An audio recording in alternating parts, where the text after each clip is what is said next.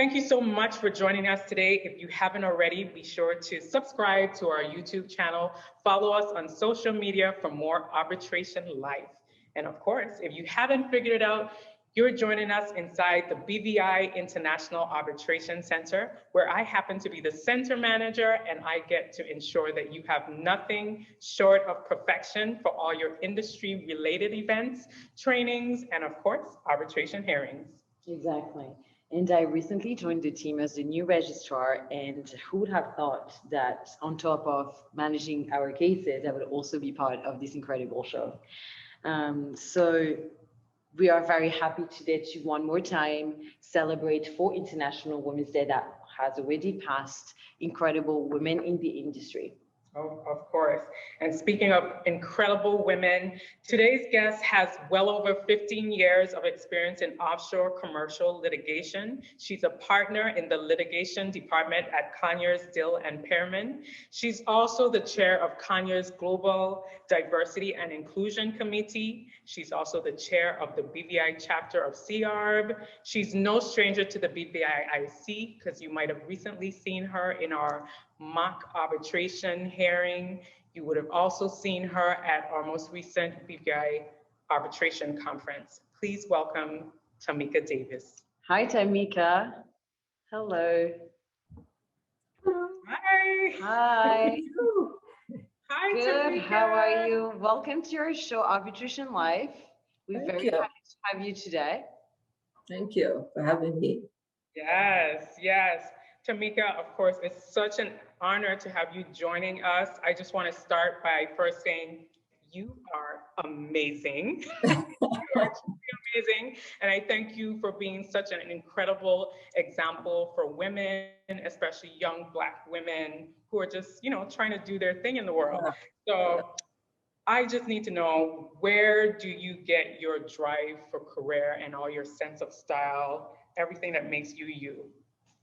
Well, my parents, my mom and dad were always very hardworking. And when you witness that as a child, it becomes a part of your DNA.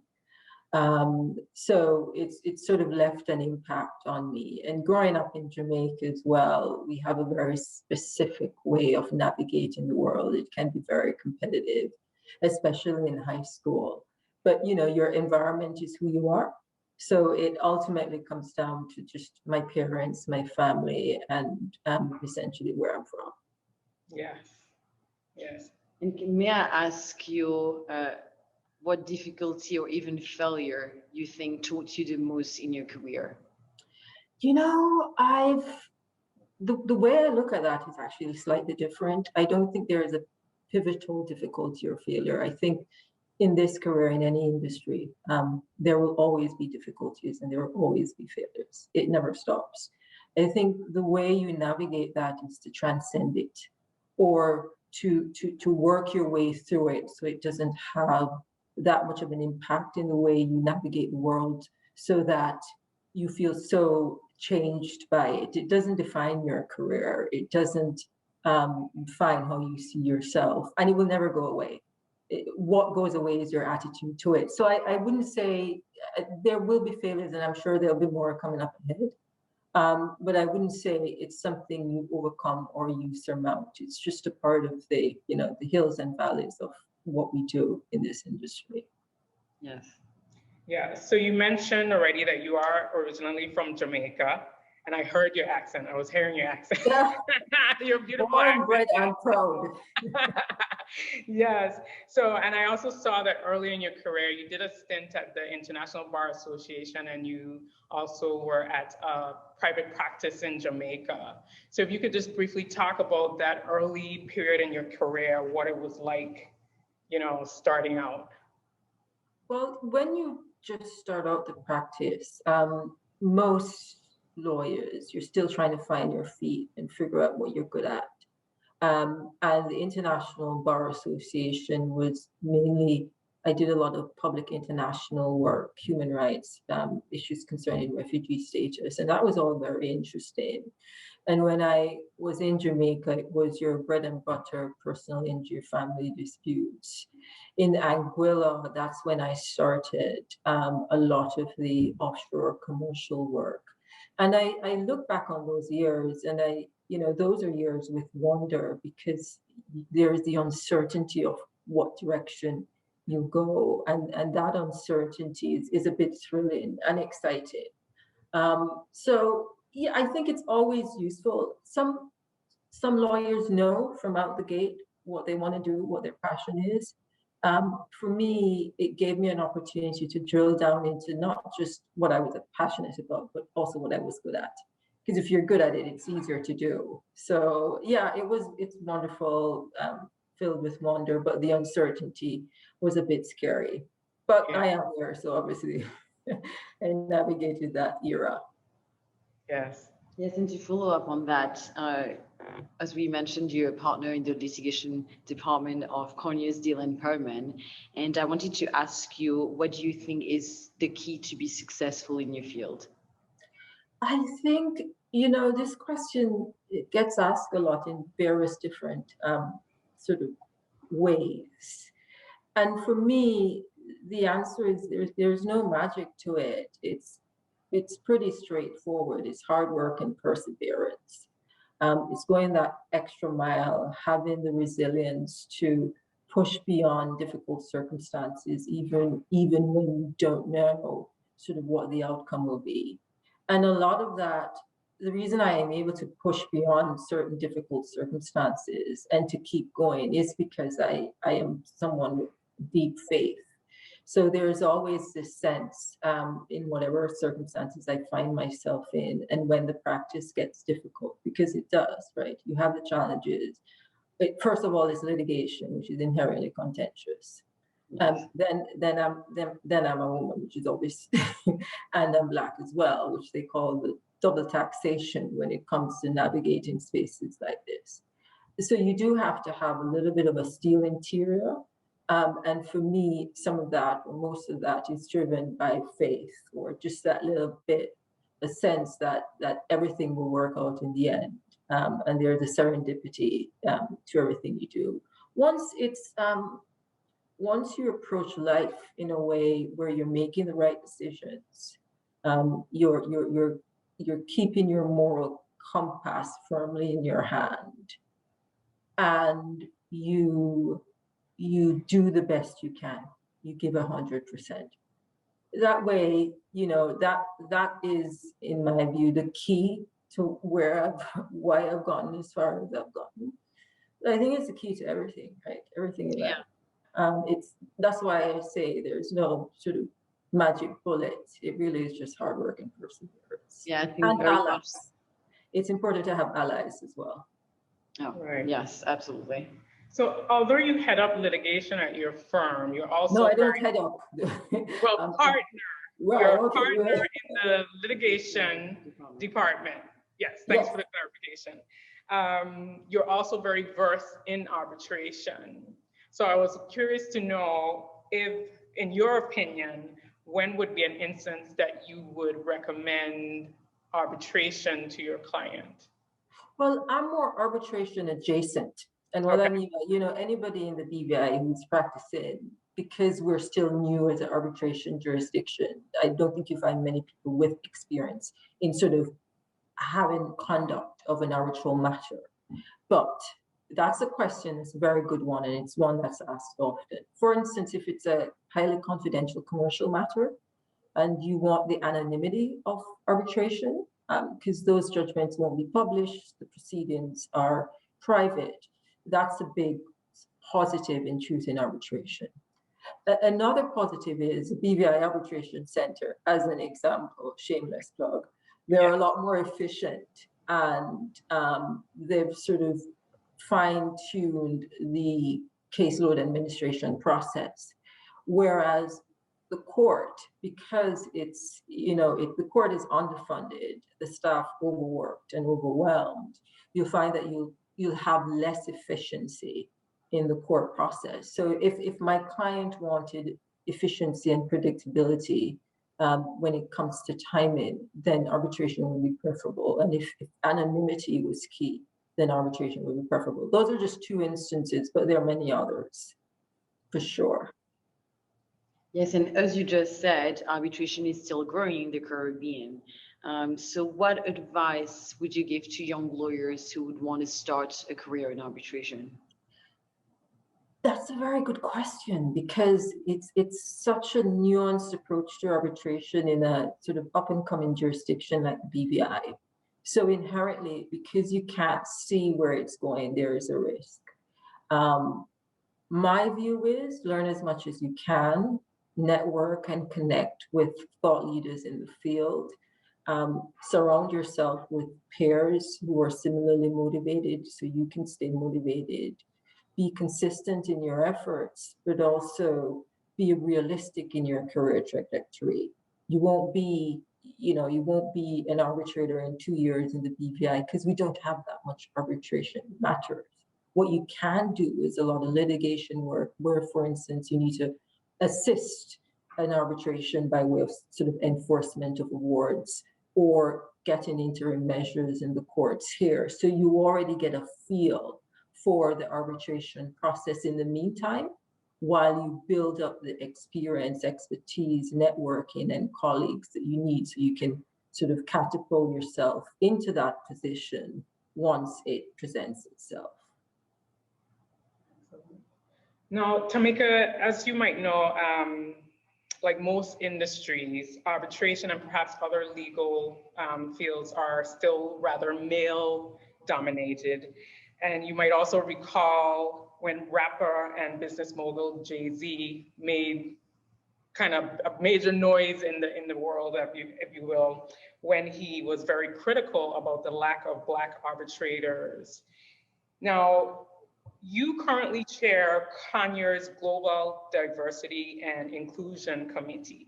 So I wanted to get from you a bit about your work there and what it means to you and why the firm found it important to have that committee in place. Good question. And the reason why I think it's a good question is because you're right, not just Jay-Z, but a lot of corporations are now requiring of their law firms that there is some sort of a diversity objective, that diversity forms a part of their firm plan, without putting it too summarily. Yeah. And with I'm very excited about our diversity and inclusion committee, because I think it's different in the way that I've seen it sort of being navigated across different firms, in that there is the tendency to pay lip service to diversity as a cause. You know, it's a trendy topic, you hashtag it. But then you face a scenario where there isn't any meaningful change within the organizations, and we're back to where we are. It's not just about putting a woman or a woman of color on your leaflet at the front page.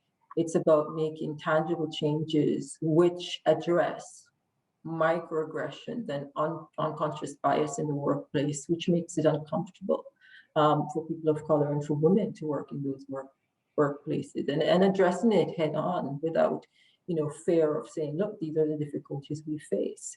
Once you have people comfortable working in those spaces and you attract talent from a diverse range of ethnicities and genders, you then necessarily will have a more in-depth and a better quality product, because you're getting the great minds from everywhere. You're not sort of limiting yourself from a particular ethnic group, because it is absolutely nonsensical to think that merit is limited to a particular group. So it's a smart decision just commercially, because you get the best of both worlds.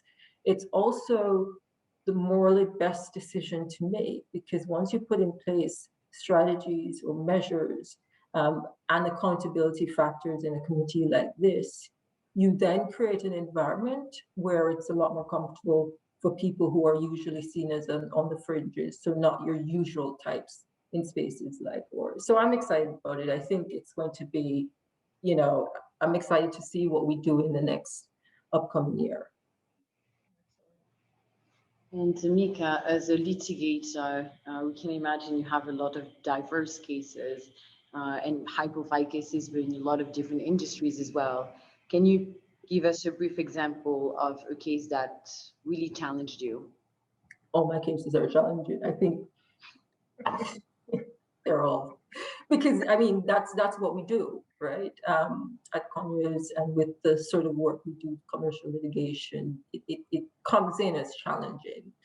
So it's difficult to pinpoint one, but what I can say is the cases that I did at the start of my practice. So when I was younger and onshore, so the BTA bank cases, which had reaches across several jurisdictions, that was more difficult, not because the subject matter was difficult, but because I was still figuring it out. And then you bring to that, you sort of lack confidence in yourself, or overthinking and spending 20 hours, trying to find the right answer, which, that's a process, right? When you're young, you should be spending 20 hours trying to find the right answer. But that would be the source of the difficulty, not the subject matter itself, but when you're junior, when you're younger, it feels like a lot more of a challenging experience, and you don't have the same confidence as you would have 15 years in. Absolutely. And then you build up your confidence and you become a partner. Yeah. And then you do badly in another case, and then your confidence just crashes. Hopefully not too often. But remember what I said, it's about leading into it and sort of not letting those moments define you. So Tameka, in addition to being a successful lawyer, you're also an avid runner and hiker. And I noticed as well, you love to cook. So I wanted to ask you, what is that one dish you cook that your family and friends would be bragging about? So this is where I am cocky. I thought about that, because I think everything I cook is amazing. But I think my family and friends would say I do a really good curry shrimp, or a grilled lobster with sort of a cilantro pesto sauce. So I love the kitchen, for sure. I have no difficulty with the kitchen at all. But in fact, at Christmas, I take over Christmas dinner. I sort of tell everybody what they should cook. Nobody has a choice in the matter. I create the menu. It's all, that's the one time I get to push my family around, and they indulge me. Nice. We need to go to your house for Christmas then. Oh yeah. And I have a big family too. So, when you have a lot of people at a Christmas dinner, it will be fun. Great. And now, okay, another question. If you were not a lawyer, do you know what profession you would be doing right now? A chef, writing fiction. That makes sense. I don't even know why I asked. I know. You sort of set yourself up for that. Yeah, a chef who probably writes fiction on the weekend, because my imagination, sort of a scenario which may seem somewhat straightforward to someone, my mind has gone in a completely different direction and written an entire story around a single encounter. So I think if I had the time, just being able to sort of mull around and writing fiction on the weekend, and cooking and being a chef during the week would be, if I wasn't, a lawyer. Being a lawyer is obviously quite fun. Well, it has. All right. So we have a bonus question for you. Oh, bonus! Do I get bonus points? Please go for it. All right. We want to know, what team are you on? And the teams are How to Get Away with Murder, Ooh. or Boston Legal. How to Get Away with Murder? What about The Good Wife? If we add in The Good Wife. Oh no, I don't watch. I don't think I've watched The Good Wife. I don't know that one. It's The Good Wife. Okay. Viola Davis is absolutely phenomenal in How to Get Away with Murder. Rhymes, sort of fanatic. I like everything that she writes. She's so impressive. She's so genius. You should have thrown in there Grey's Anatomy. No, that one. Yeah. Okay. I mean, yeah. it's Shonda Rhimes too, so. Exactly. yeah, so I have I'm clearly biased. Okay. Excellent. Well, I think that's all we have time for today. Tameka, I want to thank you so much for joining us today. We definitely enjoyed talking with you, getting to know you a little bit more and more about the work you do. So thank you very much. Thank No, you so thank you, much. and welcome, Hana. I think it's the first time I'm meeting you. Welcome Yes. to FBI. Yeah, so you have to be sure to stop by so you can meet Hana in person. Yes. I will. I'll stop by, and I'm not very social, but I can definitely show you where the great running spots are. Okay, great. Perfect. Thank you so much, ladies, and thank you for having me. All right. Thank you so much, appreciate it. Tameka. All right. Bye. Bye-bye. Thank you. Bye. Bye. Tameka Davis, such an amazing lawyer. I really can't wait to meet her in Yes, person. she is truly amazing. And we certainly look forward to having more amazing guests join us on Arbitration Life. In the meantime, make sure you subscribe to our YouTube channel for more Arbitration Life and be social with us on Facebook, Twitter, Instagram, and I can't forget LinkedIn. Yes. All right. Thank you Thank for you so joining much. us. Thank you. Bye-bye.